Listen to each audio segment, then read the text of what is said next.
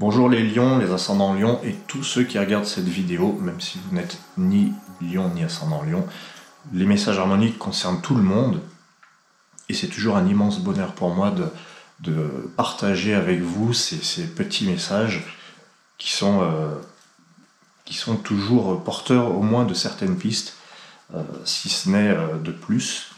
Et là donc je vais découvrir en même temps que vous la carte qui est la première carte, la carte blanche pour les lions, qui est la foudre blanche, qui parle d'affirmation de soi, de différence, d'imprévu, d'imprévisibilité et de créativité. Moi je vais aller par là pour vous les lions parce que il paraît que le signe du lion est un signe créatif. Il paraît, c'est ce qu'on dit. Et la foudre ressemble beaucoup au lion pour plusieurs raisons. Il y a ce côté intense, ce côté feu du lion dans la foudre. Il y a aussi ce côté, il y a le 11 qui rappelle le 11e signe du zodiaque qui est le Verseau, en face du lion, mais aussi la 11e carte du tarot de Marseille où on voit une dame avec un grand chapeau qui tient un fauve, on pourrait dire, par les mâchoires, et qui symbolise l'énergie, la force. D'ailleurs, c'est le nom de la carte. Alors la foudre blanche fait appel à votre créativité, à votre puissance de création. Est-ce que vous l'utilisez? Voilà la question de la foudre blanche. Parce que les harmoniques posent des questions. Voilà, c'est pas nouveau. La deuxième carte, alors la carte de feu. Alors déjà que la première c'est la foudre. Vous avez l'alphabet de feu, les lions et les ascendants lions, qui vous dit peut-être que vous devriez vous réorganiser. Il est question de vous réorganiser depuis le début, de tout reprendre et de connaître vraiment quelles sont vos priorités, dans quel ordre vous allez agir.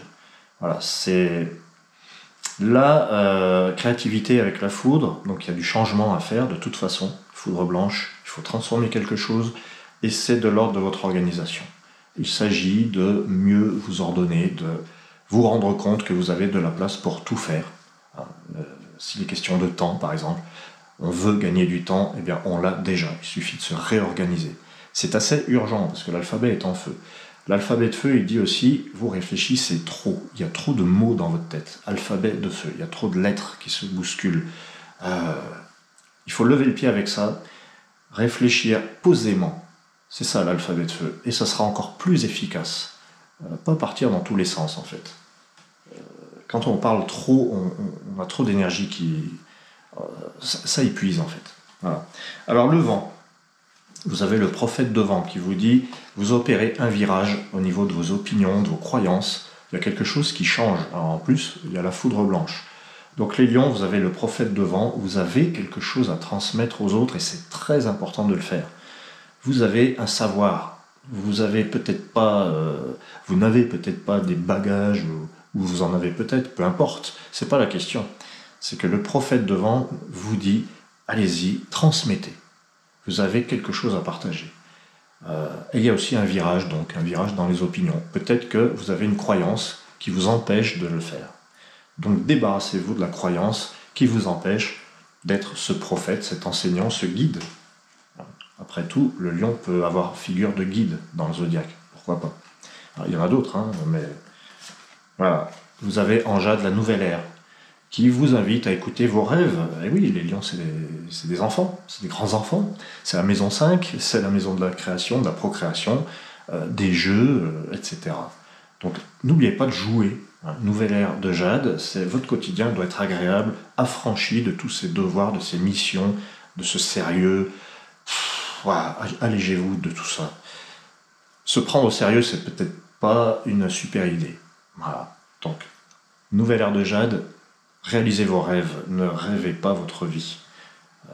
Pensez à jouer, à vous amuser, à picorer, à papillonner. Voilà. Je veux dire, il y a quand même un papillon dans la nouvelle ère. Et enfin, vous avez la 5e carte qui vous dit les lions, phénix d'ambre. Voilà, alors le phénix, évidemment, c'est la renaissance. C'est facile à dire, oui, mais facile, vous sortez un phénix, vous dites renaissance. Bien sûr, mais c'est le phénix d'ambre qui vous dit comment je vais renaître. Je vais renaître par moi-même. De toute façon, ça ne pourra venir que de l'intérieur. C'est très beau le phénix d'ambre. Ça va vous donner une créativité incroyable. Un phénix d'ambre, ça peut être un artiste qui est capable de créer tout le temps à partir de rien. C'est toujours en train de créer.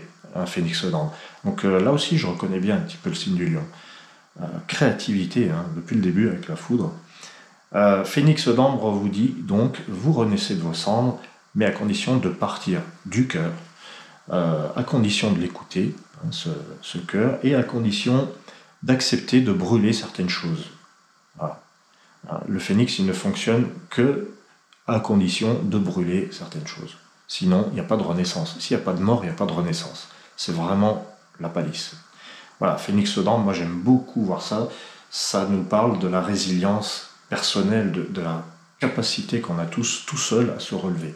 Même si on a besoin d'avoir un coach, un guide, ce qu'on veut, un thérapeute, mais cette personne-là ne peut pas le faire à notre place. Elle ne va faire qu'une chose, c'est arriver à vous emmener à votre intérieur pour que vous puissiez renaître de vous-même. Pour que ce soit vous qui fassiez cette action de grandir et de renaître. Voilà les lions. Encore une fois, j'ai pris beaucoup de plaisir à vous parler. J'espère que vous avez pris beaucoup de plaisir à m'écouter. Et je vous dis à très bientôt pour de nouvelles créations. Parce que le lion, c'est la création. À bientôt les lions.